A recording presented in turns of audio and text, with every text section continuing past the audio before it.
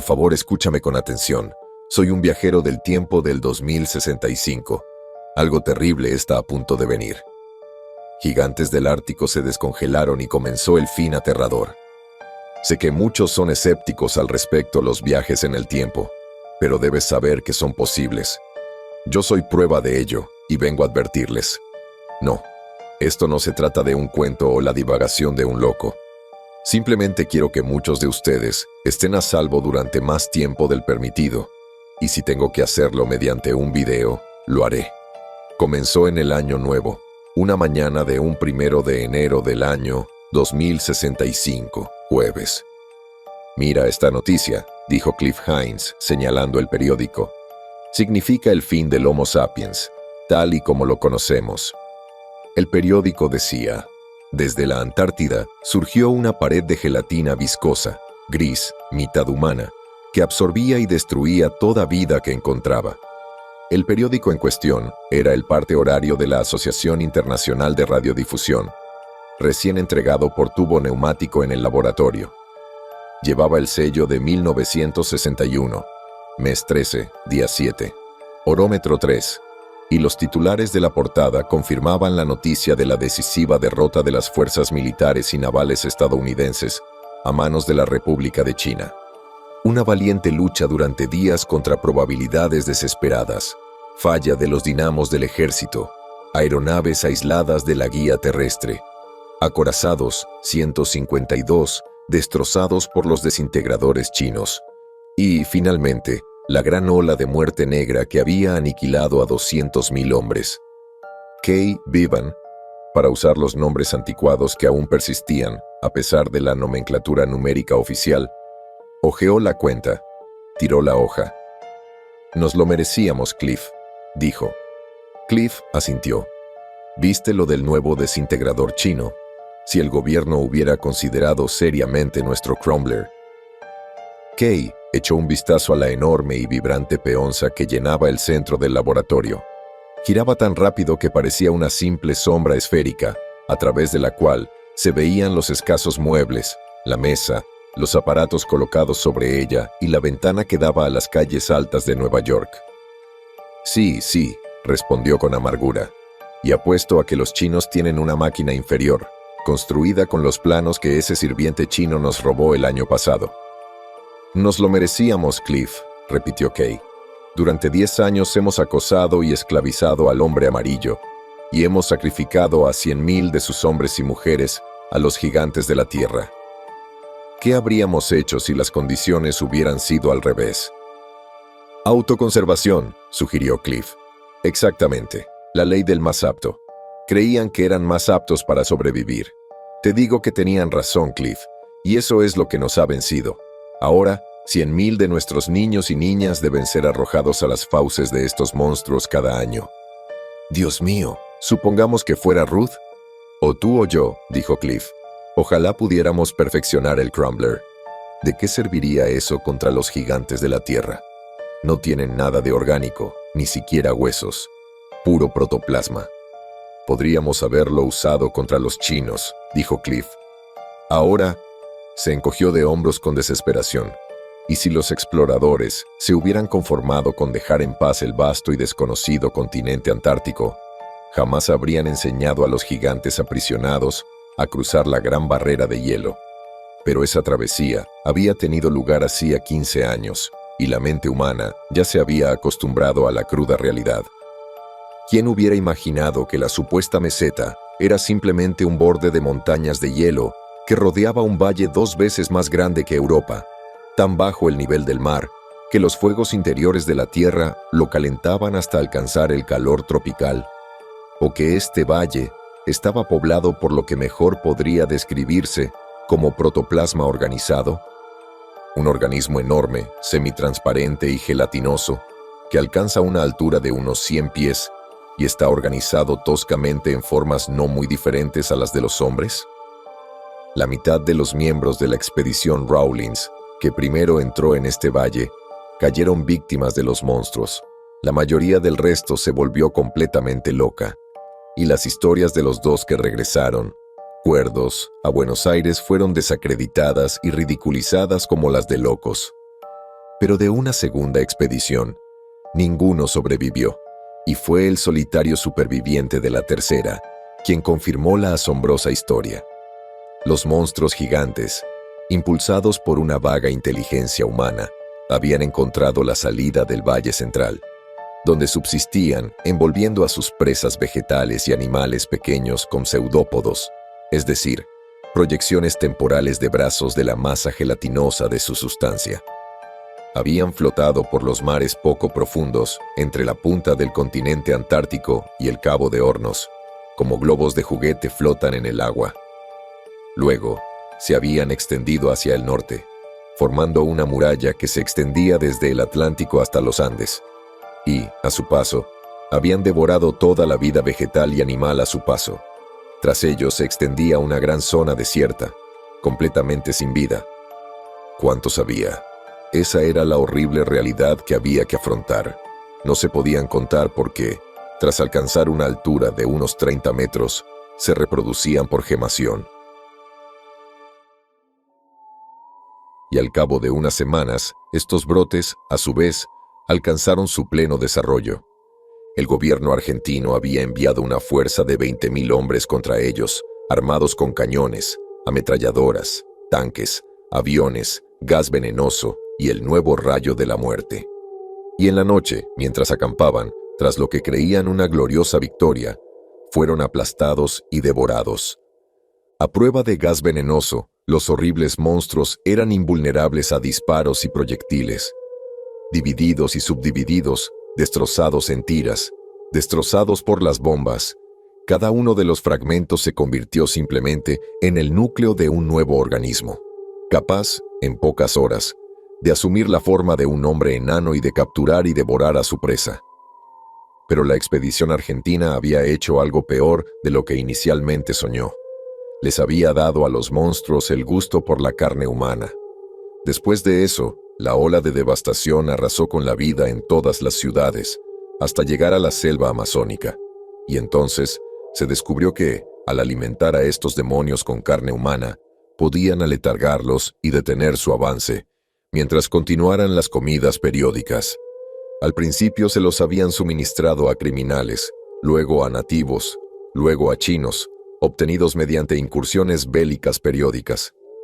¿Qué se quería? Las regiones salvajes de la Tierra ya estaban despobladas, y un frenesí de miedo se había apoderado del mundo entero. Ahora los chinos habían derrotado la invasión estadounidense anual, y los gigantes de la Tierra estaban brotando y pululando en el corazón de Brasil. Una, dijeron los teósofos, es la quinta de las grandes razas raíz que han habitado este planeta. La cuarta fueron los atlantes. La tercera fueron los lemurianos, seres semihumanos de los cuales los aborígenes australianos son los sobrevivientes. La segunda raza no se organizó plenamente en forma humana. De la primera, no se sabe nada. Esta es la segunda raza que sobrevive en los valles antárticos. Objetos semihumanos que buscan a tientas esa perfección de humanidad de la que nosotros mismos estamos muy lejos. Como dice la Cábala, el hombre, antes de Adán, llegó del cielo a la tierra. Kay Bevan y Cliff Hines habían estado trabajando incansablemente para perfeccionar su Crumbler y usarlo en las guerras contra China, convencidos, como todos los hombres justos, de que estas incursiones anuales eran injustificadas, se rindieron a la lógica de los hechos. ¿Debería Estados Unidos sacrificar a 100.000 de sus niños y niñas cada año cuando la vida humana era barata en China? Niños y niñas. Se había descubierto que los gigantes de la Tierra necesitaban la carne de mujeres tanto como de hombres. Un sutil componente químico produjo entonces el estado de letargo que detuvo el avance y el desarrollo de los monstruos. Durante los últimos 10 años, su avance hacia el norte había sido casi imperceptible. Brasil incluso envió otro ejército contra ellos, pero los gases más letales no habían logrado destruir la tenaz vida de estas criaturas protoplásmicas, y los tanques que las habían atravesado una y otra vez se habían enredado y bloqueado en las exudaciones gelatinosas, y sus ocupantes habían sido devorados. En todo el mundo, los científicos se esforzaban por encontrar la manera de eliminar esta amenaza. Además, Los aviones enviados al continente polar habían informado de nuevas masas de población movilizándose para avanzar hacia el norte. Una segunda oleada probablemente atravesaría la barrera de la selva amazónica, arrasaría el istmo e invadiría Norteamérica. 5 días después de que se confirmara la noticia del desastre chino, Cliff Hines regresó de la capital de 154, la Confederación Americana, Washington. «Es inútil, Kay», dijo. «El gobierno ni siquiera piensa en el Crumbler. Les dije que desintegraría cualquier sustancia inorgánica en polvo, y se rieron de mí. Y es cierto, Kay, han desistido de esclavizar a China. De ahora en adelante, 100,000 de nuestros ciudadanos serán sacrificados cada año. Comidos vivos, Kay. Dios mío, si el Crumbler destruyera también las formas orgánicas». El cupo del primer año de 50,000 niños y 50,000 niñas, arrojados a las fauces de los monstruos para salvar a la humanidad, casi desbarató la Confederación.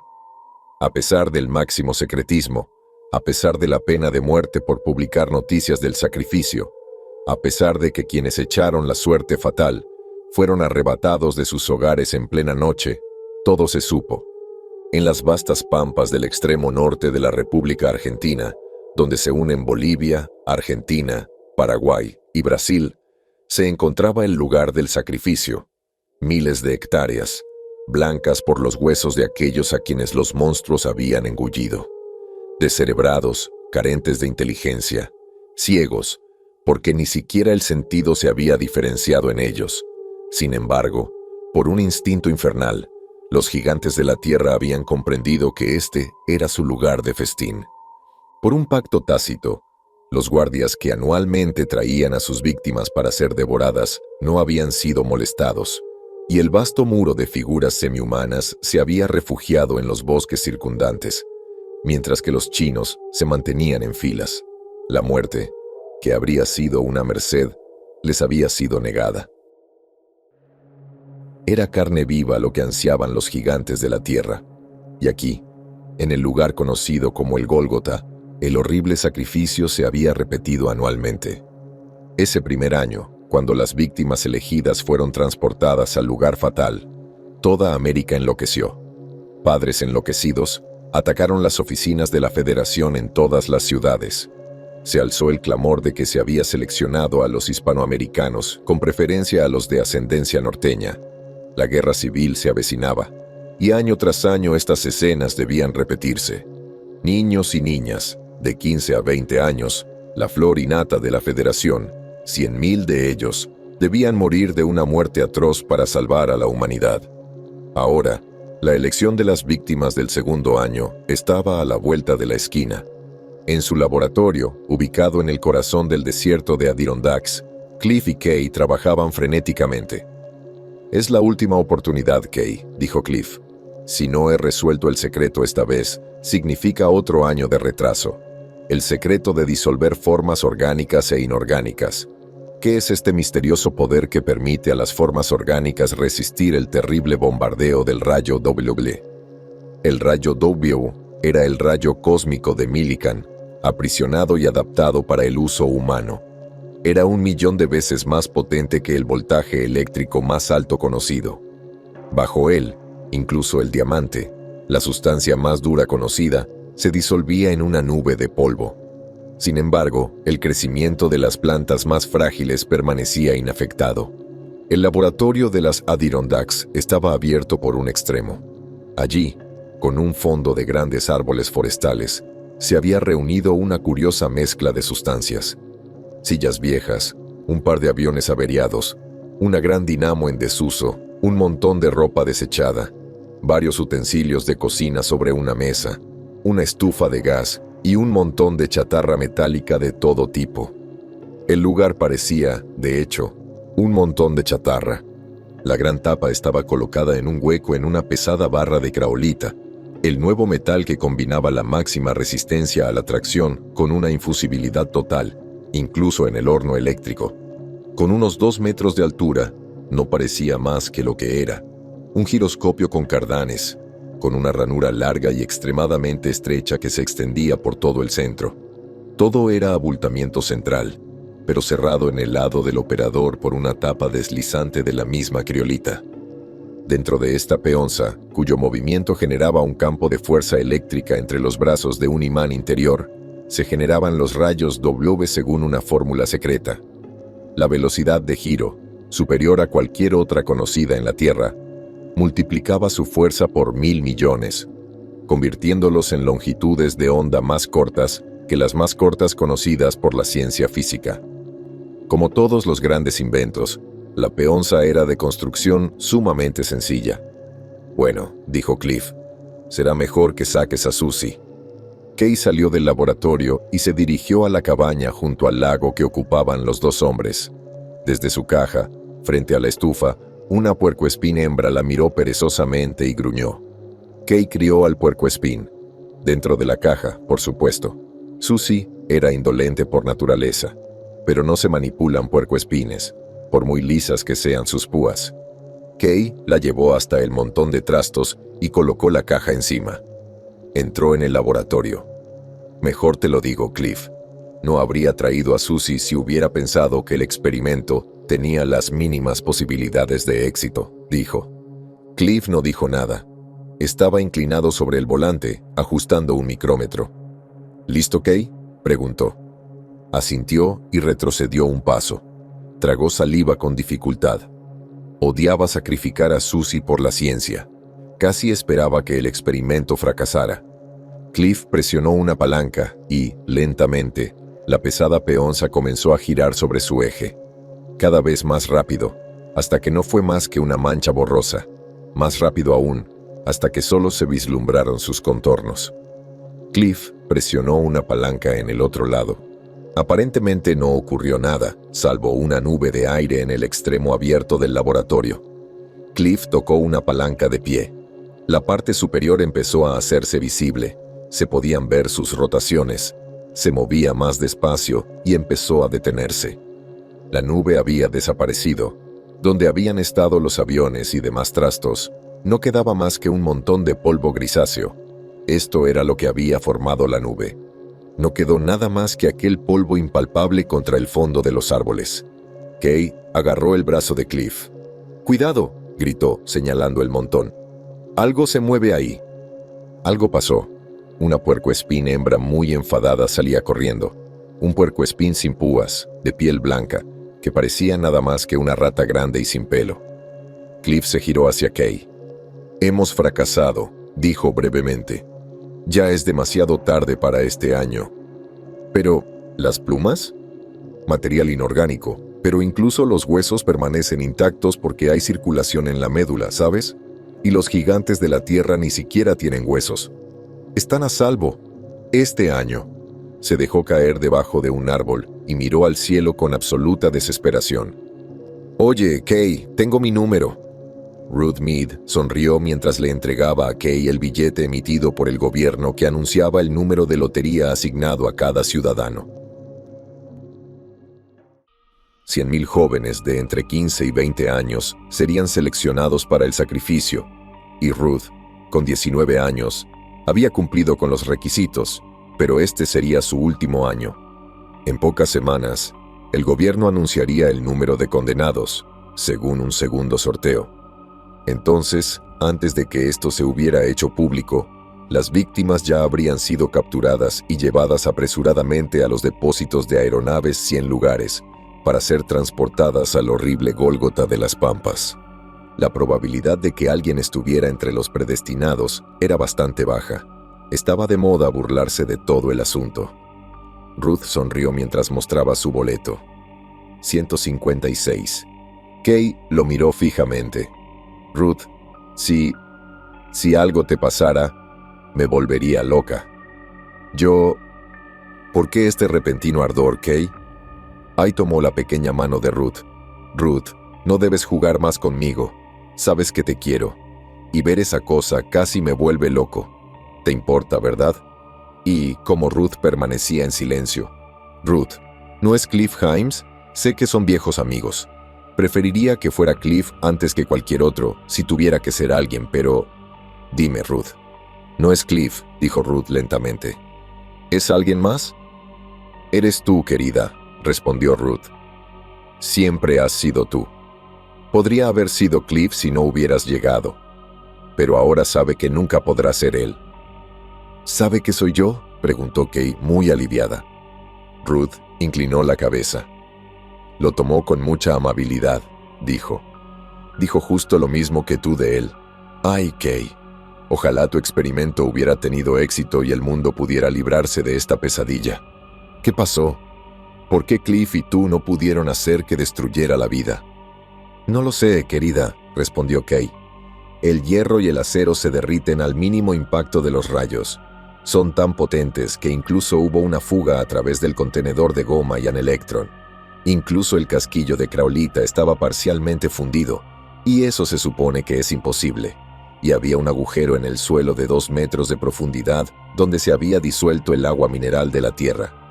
Pero contra las sustancias orgánicas, el rayo W es impotente. El año que viene, querida, el año que viene habremos resuelto nuestro problema y entonces liberaremos al mundo de esta amenaza, de esta pesadilla.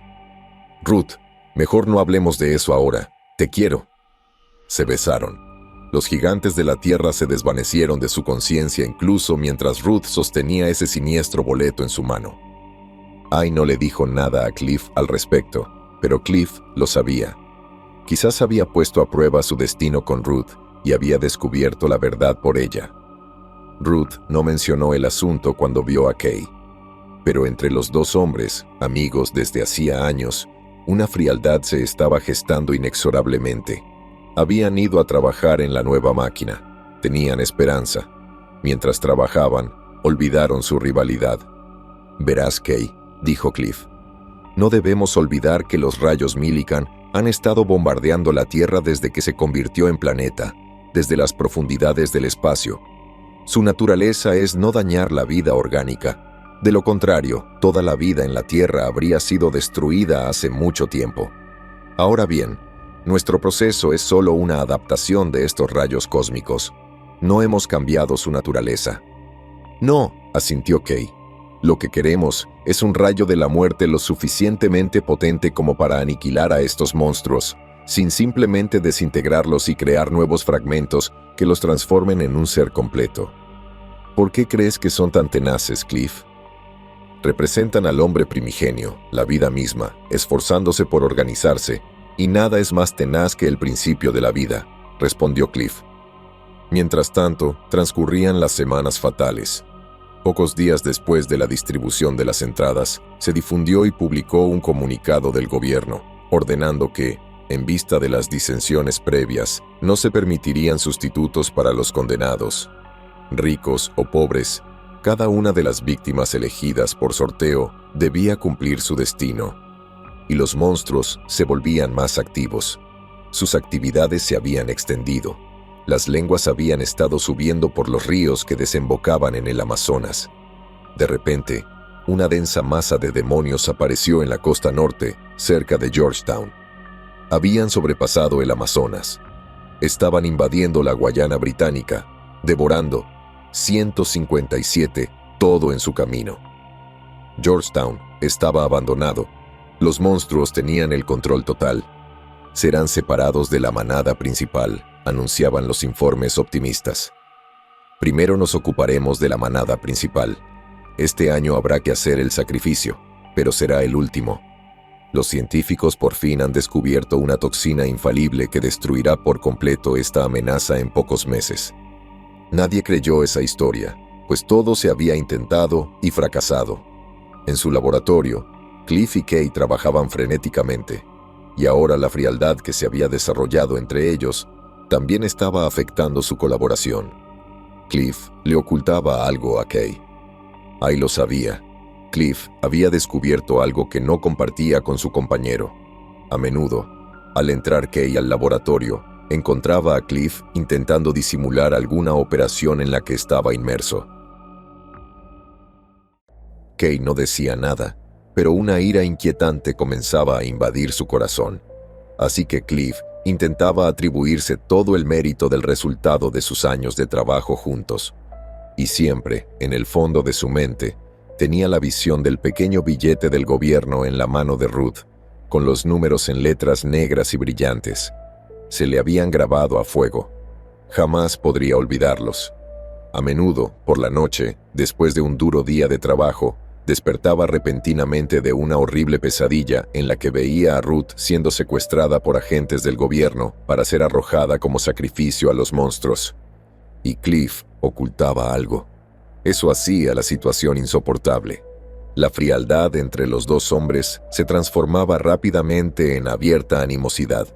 Y entonces, un día, por pura casualidad, en ausencia de Cliff, Kay encontró evidencia de sus actividades. Cliff ya no experimentaba con el rayo W. Usaba un tipo de rayo completamente nuevo, la siguiente serie, la emanación del electrón de Psenio, descubierta apenas unos años antes, que poseía la peculiar propiedad de no alternar, incluso cuando el electrón de Psenio cambiaba su órbita alrededor del núcleo central del átomo de Psenio. En lugar de una discontinuidad, se descubrió que el electrón del Psenio emitía radiación de manera constante, lo que trastocó las teorías clásicas de la materia por 9ª vez en los últimos 15 años. La ira de Kay estalló en una tormenta de reproches cuando Cliff entró en el laboratorio. «Me has estado ocultando información a propósito», gritó. «Eres un buen compañero. Aquí es donde dividimos la combinación, Hines». «Llevo mucho tiempo pensando eso», se burló Cliff. «La verdad, Kay, es que tus ideas son demasiado elementales para mí. Por tu culpa, seguí dándole vueltas al tema durante años.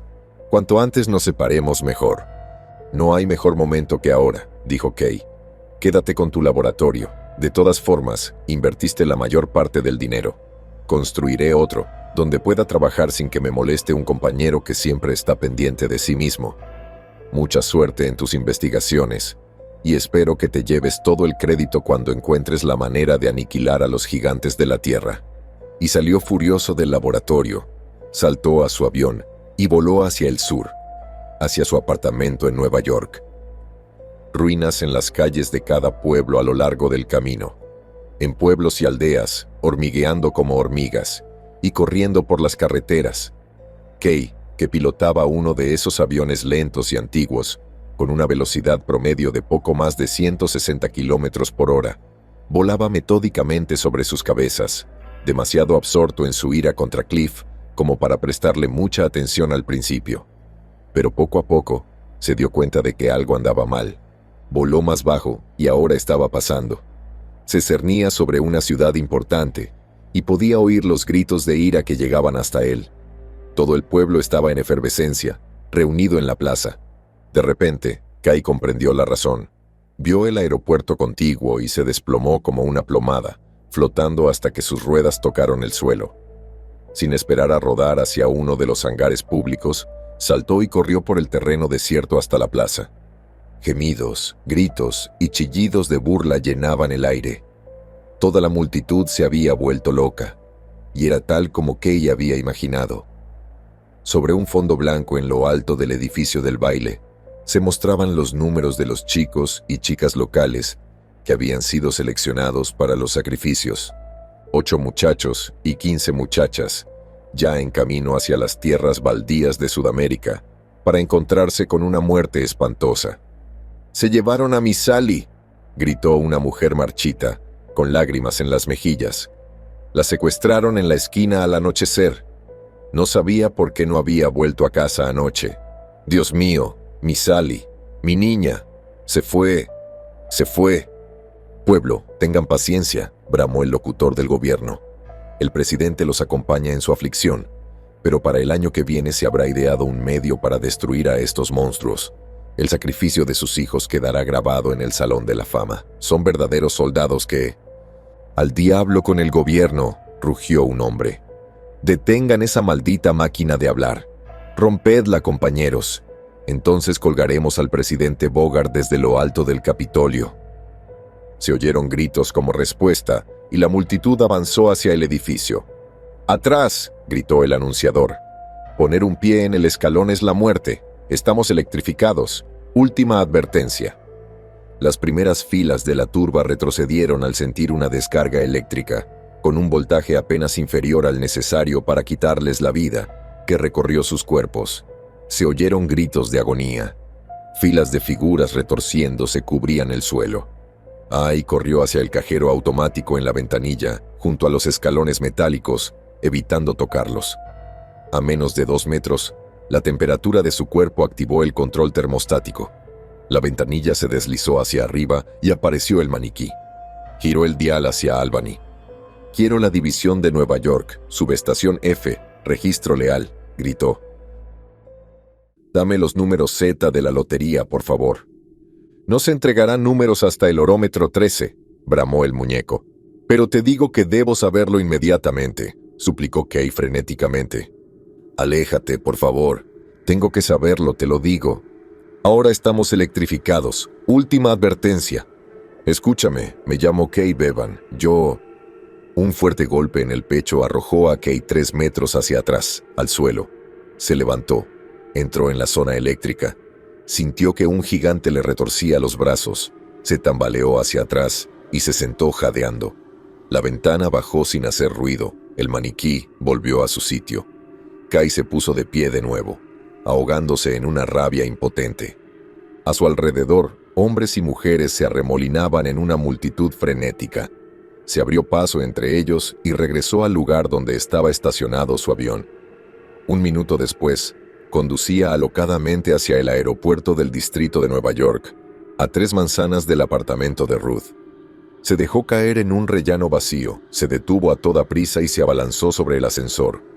Una vez en la calle superior, saltó al andén intermedio y, no satisfecho con dejarse llevar a 8 millas por hora, avanzó a grandes zancadas entre la multitud indignada hasta llegar a su destino.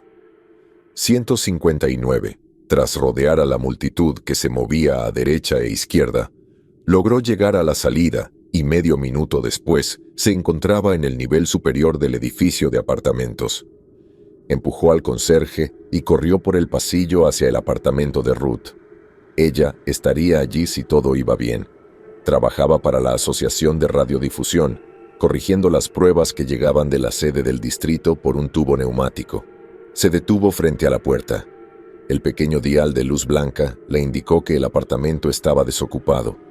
Mientras permanecía allí aturdido, con la esperanza perdida, vio un hilo colgando de la grieta entre la puerta y el marco. Tiró de él y extrajo una diminuta tira de escandio, el nuevo metal comprimible que se había puesto de moda para los anillos de compromiso.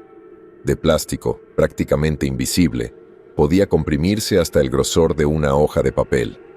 Era el símbolo de los amantes secretos, y Kay le había regalado a Ruth un anillo de escandio. Era la señal, la temida señal de que Ruth había estado en la lista de la lotería, la única señal que había podido transmitir, ya que se tomaron precauciones estrictas para evitar que se conociera el nombre de las víctimas hasta que se eliminara toda posibilidad de rescate. O posibilidad de rescatarla. Desde 100 aeropuertos, las grandes aeronaves del gobierno habían surcado los cielos hacía tiempo, transportando a los elegidos por la rueda de Washington para sacrificarlos a los gigantes de la tierra. Solo quedaba una oportunidad. Si Cliff había descubierto el secreto que se les había escapado por tanto tiempo, seguramente se lo revelaría ahora. Su disputa quedó en el olvido. Kay solo sabía que la mujer que amaba ya se dirigía hacia el sur para ser arrojada a las fauces de los viles monstruos que aterrorizaban al mundo. Sin duda, Cliff haría todo lo posible por salvarla. Solo habían pasado unas horas desde que Kay salió furioso del laboratorio en las Adirondacks, cuando regresó a su pequeño campo de aterrizaje privado. Saltó del avión y corrió por el sendero junto al lago, entre los árboles. La cabaña estaba a oscuras, y cuando Kay llegó al laboratorio, también lo encontró a oscuras. «¡Acantilado! ¡Acantilado!», gritó. No hubo respuesta, y con el corazón encogido, pulsó el botón de la puerta. No logró iluminar el interior con la intensidad esperada. Con mano temblorosa, Kay sacó la pequeña linterna electrónica de su bolsillo, y su brillante luz reveló que la puerta estaba cerrada con candado. Se acercó a la ventana. El cristal era irrompible, pero el rayo de la linterna indicaba que el interior del laboratorio había sido desmantelado y que la gran tapa había desaparecido. En esas pocas horas, Cliff, por razones que solo él conoce, había quitado la tapa, la única esperanza de Kay para salvar a Ruth, y se fue. En ese momento, Kay enloqueció, deliró y maldijo, invocando venganza sobre la cabeza de Cliff. El motivo mismo de Cliff era increíble. Que hubiera quitado la tapa deliberadamente para que Ruth muriera era, por supuesto, inconcebible. Pero en ese primer arrebato de furia, Kay no lo consideró. Finalmente, la locura de Kay se extinguió. Aún le quedaba algo por hacer. Su avión, aunque lento, lo llevaría a la Pampa. Podría conseguir combustible en numerosas gasolineras clandestinas, a pesar de las estrictas normas contra los vuelos intersectoriales. Con suerte, podría llegar a la Pampa, quizás antes de que los lentos monstruos cayeran sobre su presa. Se decía que las víctimas a veces esperaban días. Algo le rozaba la pierna, pinchándola a través de sus tobillos. Kay bajó la vista. Una puercoespín hembra, con diminutas púas nuevas, le mostraba reconocimiento, incluso afecto, si es que una bestia tan espinosa podía poseer esa cualidad. 160.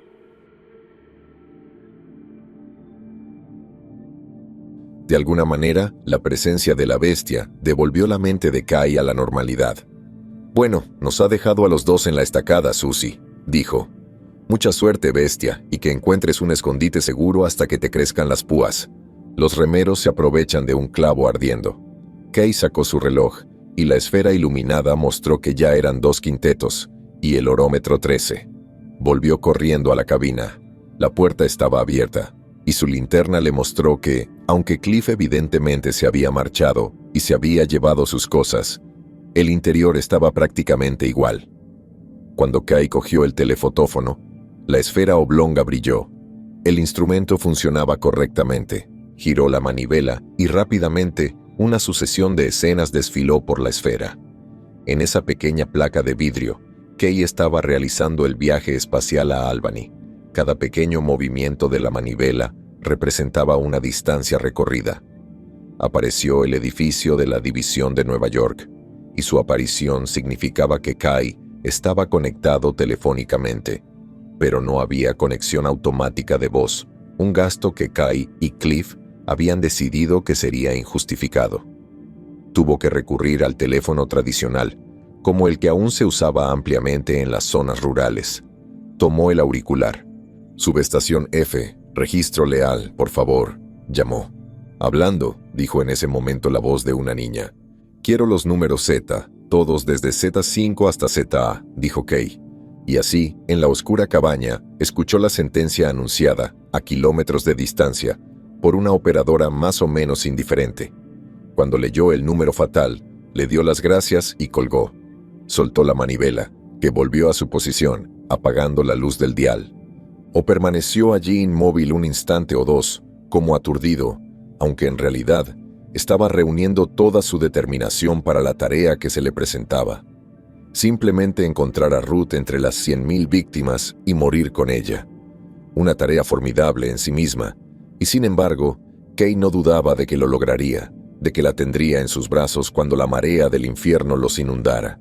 Conocía la forma de esa muerte, la irrupción irresistible de las gigantescas masas de protoplasma, la extrusión de brazos temporales o tentáculos que los atraparían, los arrastrarían al corazón de la sustancia que cedía y los asfixiarían lentamente hasta la muerte, mientras la vida era extraída de sus cuerpos. Se decía que la muerte era indolora, pero eso era propaganda del gobierno. Pero él tendría a Ruth en sus brazos. La encontraría. De eso no le cabía la menor duda. Y, por extraño que pareciera, ahora que Kay sabía lo peor, ahora que no quedaba la menor duda, fue consciente de una elevación de ánimo, una especie de loca imprudencia que era perfectamente indefinible. Ay, dirigió su antorcha hacia un rincón de la cocina. Sí, allí estaba lo que su subconsciente lo había impulsado a buscar. Un hacha de leñador pesada y de mango largo, un arma formidable en el combate cuerpo a cuerpo. Como el instinto del Homo americanus es morir con un arma en las manos, en lugar de dejarse masacrar sin remedio, Kay la agarró. Corrió de vuelta a su avión. El tanque de gasolina estaba casi vacío, pero había gasolina en la nevera junto al lago. Kay acercó la máquina y llenó el tanque de gasolina y aceite. Listo. Saltó, Pulsó el arranque y se elevó verticalmente, con las alas del helicóptero aleteando como las de un halcón. Subió a la ruta aérea de pasajeros a 9.000 millas náuticas. Subió a 12, la ruta de los barcos internacionales y de suministro. Subió aún más, hasta el techo de 14.000 millas náuticas de la anticuada máquina. Se inclinó y giró hacia el sur. Allí arriba hacía un frío glacial y Kay no llevaba traje de vuelo, pero entre la fila de pasajeros y la fila de las heliosferas, a 30.000, no había policía aérea y no podía permitirse correr ningún riesgo. La policía del gobierno estaría al acecho de 20 hombres tan desesperados como él, empeñados en una misión similar. Condujo el avión hacia el Atlántico, hasta que un resplandor rojo comenzó a extenderse bajo él, una zona de conflagración que cubría kilómetros cuadrados de territorio. Al descender, Kay pudo oír el sonido de las detonaciones, el rugido de las armas antiguas, mientras que a través de la nube de humo lúgubre se filtraban los largos destellos violáceos de las armas atómicas, abriendo caminos de devastación. Nueva York ardía.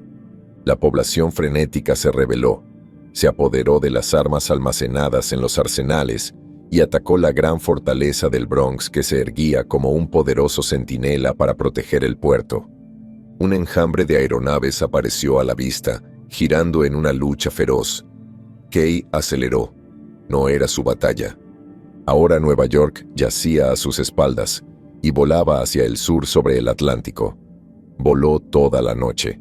Al amanecer, aterrizó en una aldea costera para abastecerse de gasolina y aceite de contrabando. ¿Vienes de Nueva York?, preguntó el georgiano. He oído que estalló una guerra allí. Mi guerra ha terminado en Brasil, murmuró Kay. Oye, si esos gigantes vienen aquí, ¿sabes lo que haremos? Les echaremos los perros encima. Sí, señor, tenemos una jauría de sabuesos criados precisamente para eso. Supongo que eso es algo en lo que esos bromistas de Washington no han pensado. Se llevaron a 2 muchachitos de Hopetown, pero no se llevarán a nadie de aquí. Kay cargó combustible y reanudó su vuelo hacia el sur. Después de eso fue una pesadilla. El sol salía y se ponía, alternando con la mirada fija de la luna y las estrellas. Kay cruzó el Caribe, avistó la costa sudamericana y voló hacia el sur sobre las selvas de Brasil. Bebió, pero no comió nada.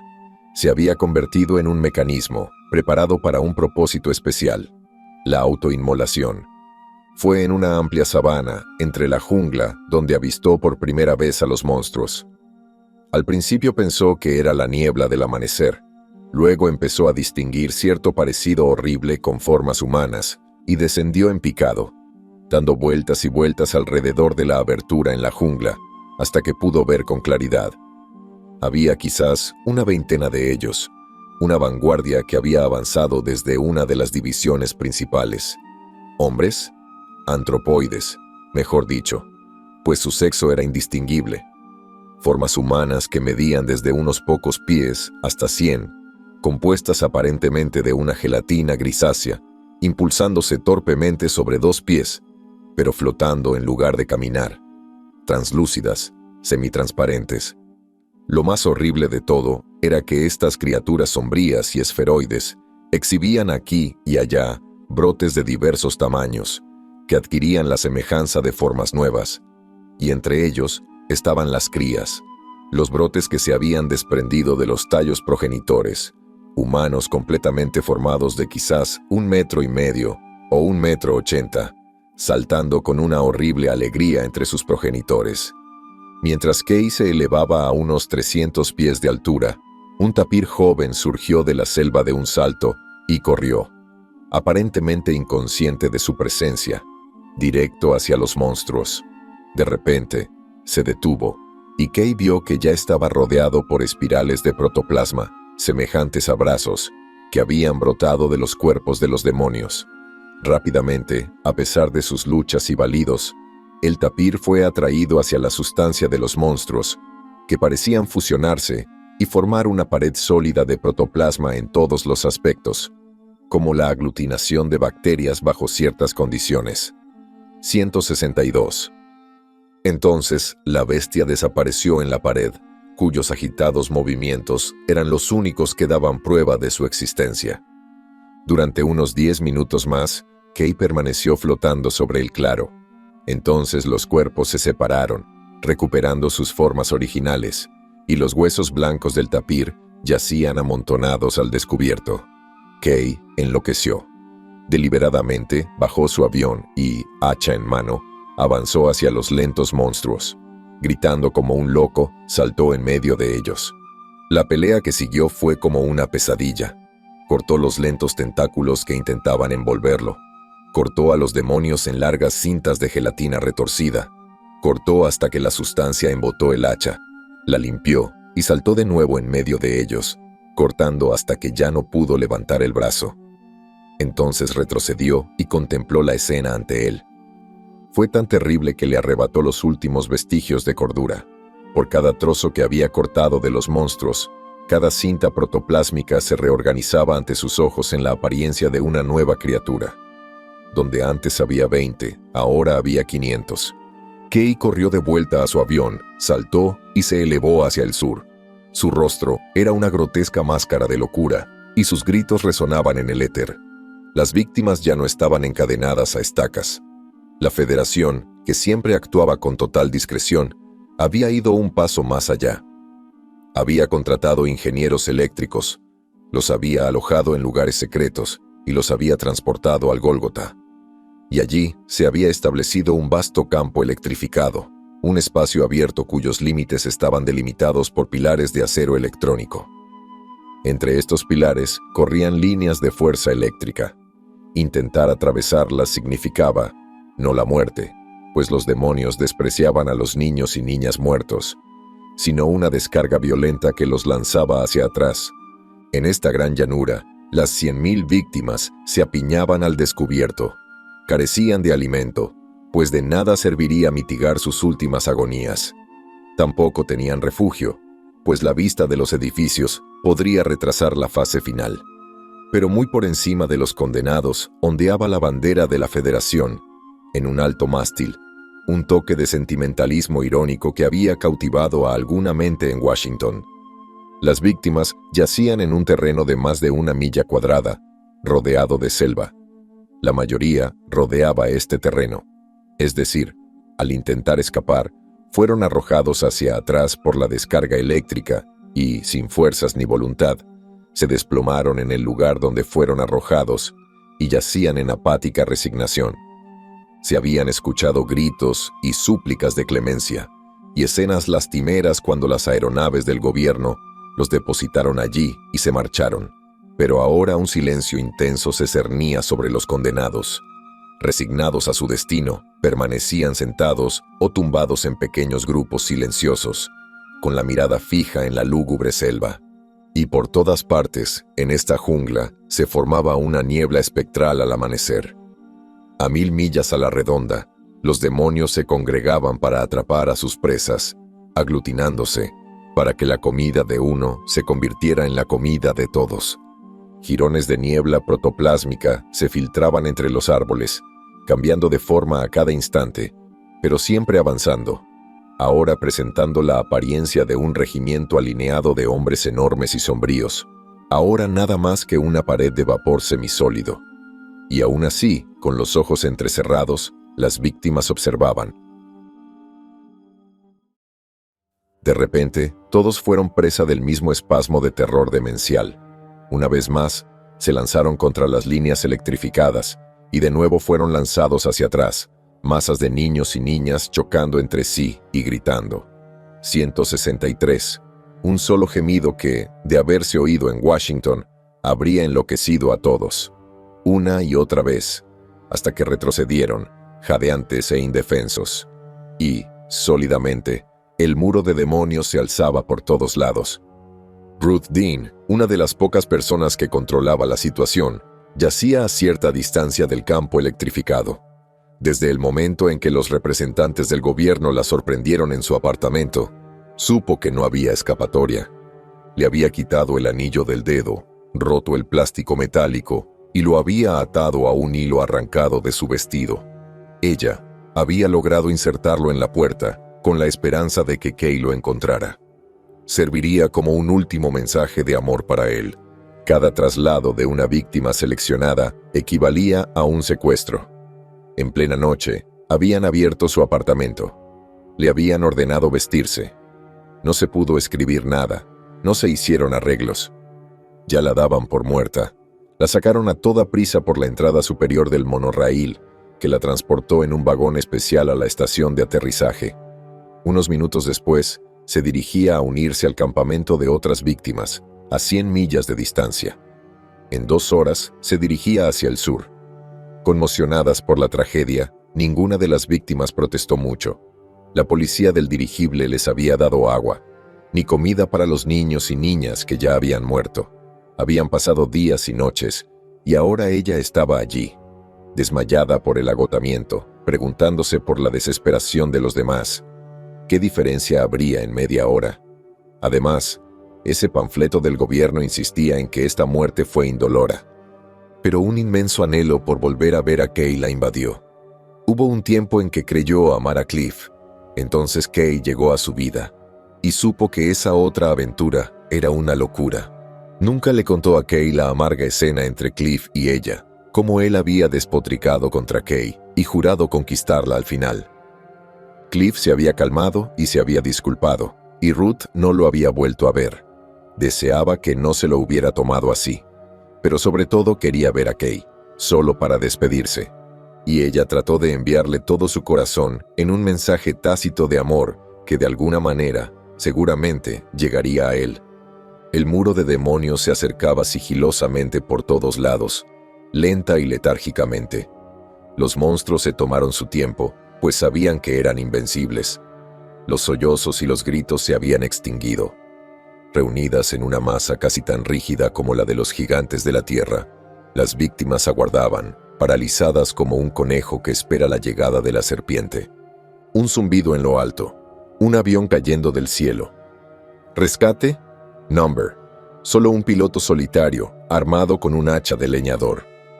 Kay descendió, tocó tierra y se puso de pie de un salto. La casualidad lo había llevado a 500 metros de donde estaba Ruth. Pero Ruth sabía quién debía ser ese solitario volador. Se abrió paso entre la multitud, corrió a su encuentro, lo abrazó. Kay, querida Kay. Ruth, querida, sabía que vendrías. He venido a morir a tu lado. Quizás era extraño que a ninguno de los dos se le pasara por la cabeza la posibilidad de que Kay simplemente subiera a Ruth al avión y volara con ella a un lugar seguro. Si a Kay se le hubiera ocurrido, podría haberlo tentado. Pero semejante traición era algo inconcebible para ambos. Mientras la Federación existiera, mientras el hombre se moviera en una sociedad organizada, estaría ligado a sus semejantes, a luchar, sufrir y morir con ellos. 164. Quédate a mi lado, Ruth, vamos a caer luchando.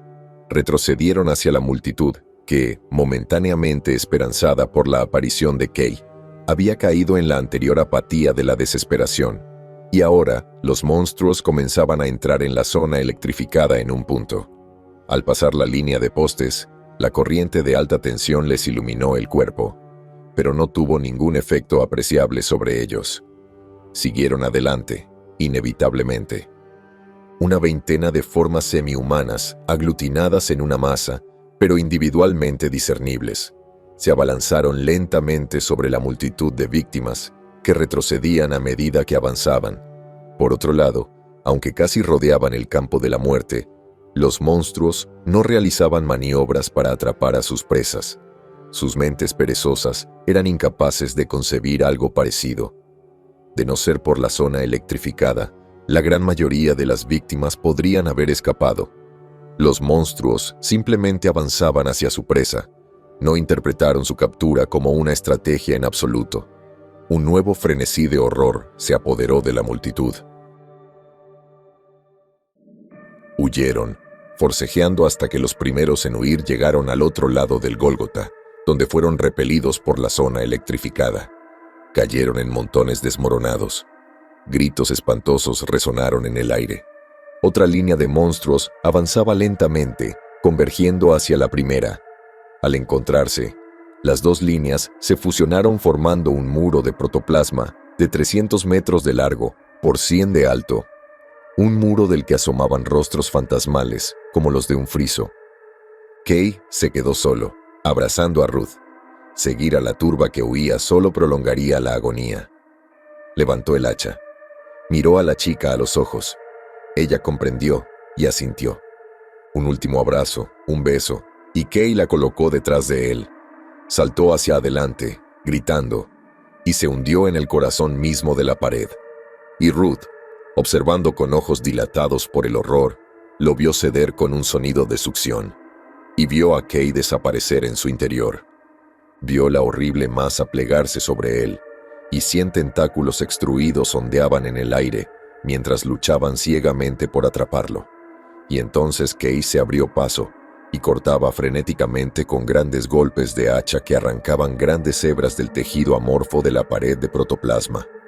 Retrocedió y luego se dobló de nuevo, y los poderosos movimientos de Kay cortaban miembros fantasmales de cuerpos fantasmales.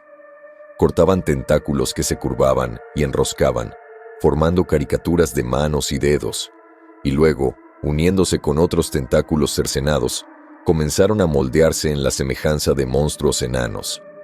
La lucha de Kay era como la de un hombre que lucha contra la niebla, pues una y otra vez atravesaba la pared y siempre se reunía. Y detrás de ella, otra pared de protoplasma avanzaba, y al otro lado, una pared se elevaba. Cuando Kay se detuvo, jadeando y momentáneamente libre, Ruth vio que estaban casi rodeados. Ella vio la naturaleza de esa lucha. Inevitablemente, ese muro se cerraría sobre ellos, y, aunque la Federación había recogido y retirado los huesos de las víctimas del año anterior, ella adivinaba lo que ocurriría. Corrió hacia Kay y lo arrastró de vuelta a través de la brecha que se cerraba. Esta se encontró detrás de ellos, y de nuevo se encontraron cara a cara con los demonios. Solo que esta vez, en lugar de un muro de protoplasma, era una verdadera montaña la que los enfrentaba, y ya no podían abrirse paso. Kay pensó después que el único toque de horror absoluto era que los monstruos en proceso de reforma, los jóvenes que crecían visiblemente ante sus ojos, tenían el instinto de retozar de los corderitos u otras criaturas. Eran mucho más vivaces que las criaturas progenitoras.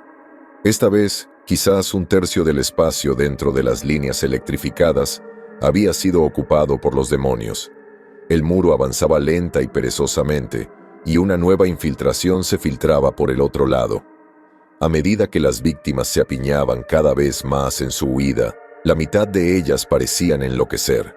Corrían de un lado a otro, riendo y gritando, agitando los brazos en gestos extravagantes. Un joven, corriendo por el suelo, se abalanzó como un rayo de catapulta hacia el corazón de la masa espantosa, que se abrió y lo recibió. Hubo una lucha, una convulsión. Luego la masa siguió adelante. Kay limpió su hacha. Se quedó junto a Ruth, recuperando fuerzas y aliento para volver a luchar. ¿Qué más podía hacer? De repente, un zumbido llegó a sus oídos. A una cierta distancia de los monstruos, miró hacia atrás. Las víctimas gritaban, mirando hacia arriba. Sobre las copas de los árboles de la selva, Kay vio un segundo avión volando hacia ellos, uno más grande que el que él había pilotado. Abrió las alas del helicóptero y descendió. Kay vio a un solo piloto y, en el compartimento de equipaje, algo que al principio no reconoció. Luego reconoció tanto el objeto como al aviador. «Es Cliff», susurró con voz ronca. «Ha traído la cima». La multitud se agolpaba alrededor de Cliff cuando éste bajó del avión. Kay se abrió paso entre ellos, gritándoles que despejaran el espacio, que era su oportunidad, su única oportunidad. Lo oyeron y obedecieron. Cliff y Kay se tomaron de la mano, y allí estaba Ruth a su lado. Los dos hombres sacaron la tapa del compartimento de equipaje y la montaron. «Gracias a Dios que llegué a tiempo», susurró Cliff. «¿Cuánto tiempo nos queda, Kay?» 5 minutos, creo», respondió Kay, mirando la pared que se acercaba. «Son lentos». «¿Funcionará, Cliff?» «Dios mío, cuando me enteré de que te habías ido anoche». Cliff no respondió. Ignorando la ayuda de Kay, encajó la parte superior con fuerza en su base de craolita, mucho más pesada que la anterior. Debajo, 3 pesadas patas de craolita formaban una especie de trípode. Esperaba con ilusión esta posibilidad, Kay, dijo Cliff, mientras ajustaba la tapa y giraba las abrazaderas que la sujetaban. Siento haberte engañado, pero estabas tan obsesionado con los rayos cósmicos, y sabía que las emanaciones de Zenium no te atraerían. No lo habrías creído. Tenía el presentimiento de que Ruth dibujaría uno de esos números. ¿Cuánto tiempo? Las masas oscilantes de gelatina gris estaban muy cerca de ellos. Cliff trabajaba febrilmente en la cima. «Déjame ayudarte, Cliff». «No, ya terminé. Atrás», gritó Cliff. Incluso entonces, se arrepintió después y supo que lo lamentaría hasta el día de su muerte. Incluso entonces, la idea cruzó por la mente de Kay. Cliff quería toda la gloria. Tras él, la multitud, que se arremolinaba y gritaba, se apiñaba como para protegerse. Lentamente, un tentáculo, como una brizna, sobresalió de la pared que avanzaba. Kay blandió su hacha y lo cortó del cuerpo fantasma. Pero la pared estaba casi encima de ellos, y desde el otro lado avanzaba rápidamente. «Estoy listo. Atrás». Cliff se giró hacia Kay, pálido y con la voz ronca. «Tengo una petición, Kay. Mantén a todos atrás, incluyéndote a ti y a Ruth. Nadie debe acercarse a menos de 25 metros de esta máquina». «Así se hará», dijo Kay con un poco de amargura en su tono. «Ruth, creo que voy a salvarlas a todas». Cliff miró a la chica a la cara un instante. «Por favor, retrocede 25 metros», repitió. 166. Kay tomó a Ruth del brazo y la jaló hacia atrás. La multitud retrocedió, y su presión hizo retroceder a la inmensa multitud que los seguía. La multitud estaba casi apiñada en el barrio del Gólgota. Apenas había espacio para moverse. Kay vio a Cliff presionar la palanca. La gigantesca peonza empezó a girar lentamente. Más rápido, más rápido. Ahora giraba tan rápido que se había vuelto totalmente invisible. Pero Cliff estaba casi rodeado por la pared de gelatina. Solo se le veía la espalda, y entonces el espacio se reducía rápidamente. Kay agarró con fuerza el brazo de Ruth. Contuvo la respiración. La multitud, de la cual solo una pequeña parte sabía lo que estaba ocurriendo, gritaba de terror mientras la masa gelatinosa del otro lado los empujaba inexorablemente hacia atrás. Y Cliff casi había desaparecido. ¿Funcionaría la máquina? ¿Sería posible que las emanaciones de Zenium tuvieran éxito donde los rayos Millikan, el rayo W, habían fallado? De repente, el aire se oscureció como la noche. Kay empezó a estornudar. Jadeaba. Se ahogaba. No veía nada, y convulsivamente atrajo a Ruth hacia sí, mientras la multitud aterrorizada a sus espaldas prorrumpía en un último gemido de desesperación. No veía nada y se quedó con el hacha lista para el ataque de los monstruos, más terribles ahora, en su invisibilidad, que antes. De repente, se oyeron ruidos subterráneos. El suelo pareció abrirse casi bajo los pies de Kay. Saltó hacia atrás, arrastrando a Ruth consigo. Poco a poco, el polvo se asentaba y la oscuridad se disipaba. Un tenue resplandor luminoso en lo alto revelaba el sol. Kay se dio cuenta de que Cliff había levantado la capota, de modo que los rayos del Zenium se dirigían hacia la segunda masa de monstruos del otro lado. El sol se desvaneció en una negrura espantosa. De nuevo, el aire polvoriento se volvió casi irrespirable. Los gritos de la multitud se apagaron en jadeos sibilantes, y entonces comenzó un clamor más desenfrenado. «¡El terremoto! ¡El terremoto!», gritaba una niña. «¡Que Dios nos ayude a todos!». Kay se quedó quieto, abrazando a Ruth con fuerza. No se atrevió a moverse, pues el mundo parecía disolverse en el caos. Lentamente, el polvo comenzó a asentarse de nuevo. Pasaron quizás 5 minutos antes de que los rayos del sol comenzaran a abrirse paso. Una nube de polvo gris aún lo oscurecía todo. Pero el muro de protoplasma había desaparecido. La voz de Cliff salió gimiendo de la oscuridad, llamando a Kay por su nombre. Kay avanzó con cautela, todavía sujetando a Ruth. Parecía estar bordeando un enorme cráter. En el borde encontró la cima, girando lentamente, y la voz de Cliff provenía de la cima. «Bien, ganamos. No me mires, que Ruth no me vea. Mira hacia abajo. Kay contempló el pozo sin fondo, que se extendía por la llanura hasta la jungla lejana. Un enorme cañón excavado en la tierra, lleno de una nube de polvo que se asentaba lentamente. «Están ahí, Kay, no mires para allá». Pero Kay miró y no pudo ver nada excepto un montón de escombros, de cuyo fondo provenía la voz de Cliff. «Cliff, ¿no estás herido?» «Un poco.